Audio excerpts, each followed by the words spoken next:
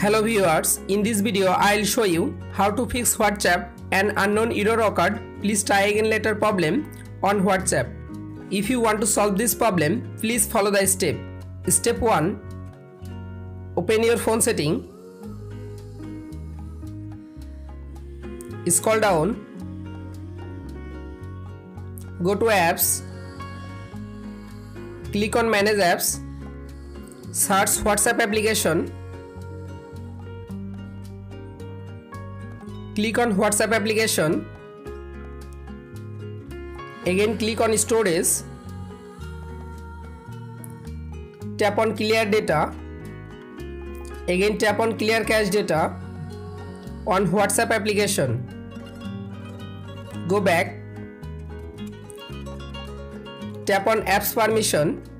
You can allow all WhatsApp application apps permission. Step 2.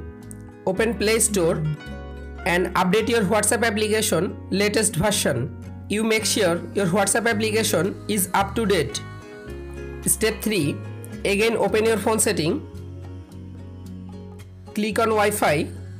Your Wi-Fi and mobile data connection is properly connected.